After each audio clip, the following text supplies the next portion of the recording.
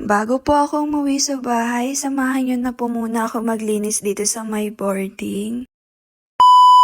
For today's video nga po, ay wala naman sa plano ko na maglilinis na ako ngayong araw na to. Pero wala, since nung pagkatapos nga po namin kumain ay minekos-mekos po namin yung sa may sala namin, yung mga upuan doon. Pinalitan namin ng ganyan. Tas ayun, naisip ko, since nasimulan naman na namin, why not? Tuloy-tuloy ko na, charot. Kasi, maglilinis kasi sila ate dun sa room nila, opo, sa kabilang room. Ako naman, hala, uy, ano ba naman yung maglinis din ako dito sa may room namin.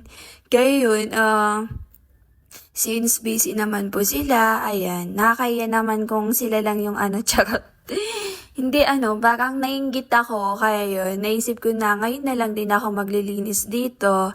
At ayun nga, bali inuna ko na din pala yung mga damitan ko, ayan, inalis ko na muna kasi napakagulo. Alam nyo ba, natutupi naman yan eh.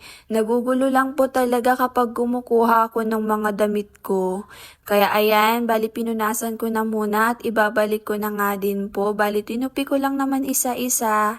At pagkatapos nun ay pinunasan ko na din po dito sa may lalagyanan po ng mga gamit ko, mga skincare product, ganyan. Uy, akala mo naman kung no? Opo, gumagamit po ako ng mga skincare product. Pero kita nyo naman, abay mukhang hindi po tumatalab sa akin, lalo na sa mukha ko, 'di ba? Kasi dami kong mga tigyawat, ganyan. Hala, hindi natin maiiwasan yan. Lalo na sa akin, since lagi po akong puyat, lagi akong laging kulang sa tulog. Kaya ganun talaga. At ayun, bali inayos ko na din pala yung mga stock ko dito ng mga pagkain, ganyan. Medyo nagulo-gulo na po kasi, kaya ayan, inayos ko na muna. At pagkatapos nga po nun, ay sinunod ko na din po yung mga labahan ko. Ayan.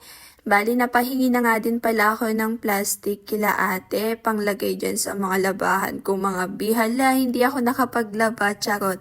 Sinadya ko po talaga na hindi maglaba since uuwi naman na ako sa bahay, oo.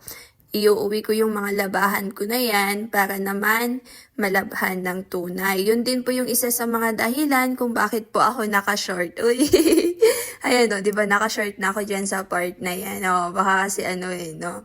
Gusto ko kasi like magamit ko na yung mga damit ko dito, yung mga paulit-ulit ko nang sinusuot, nang sa ganun ay maiuwi ko na sa bahay para malabhan talaga ng tunay. Kasi kapag dito, abay wala, hindi nalalabhan ng tunay kasi tamang lang, mekos-mekos. Alam niyo yun, yung tamang gil-gil lang.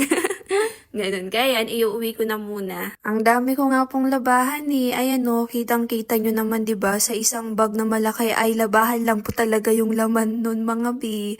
Tas ayun, inayos ko na din dito sa may ko dahil wawalisan ko, may royal pala ako dyan. Kaya nilabas ko na para meron kaming maiinom. Since aalis naman na ako dito sa boarding. Ayan, tamang walis-walis na lang muna mga bihala, napakaduming, daming kalat, pagpasensyahan nyo na po. Pero wag po kayong mag-alala kasi ayan naglilinis na po ako. Kasi syempre hindi naman pwede na aalis ako dito sa my boarding na ganyan kadumi, ganyan kakalat. Kaya naman abay for the go bago tayo umuwi sa my bahay. Dahil nga po mag-Holy Week na. Holy Week na mga bihala, late upload na to. Pagkatapos ko nga po maglinis ay sakto nakita ko yung yung pabango. Uy, hindi ako yung nagbutas niyan na, si Catherine yan.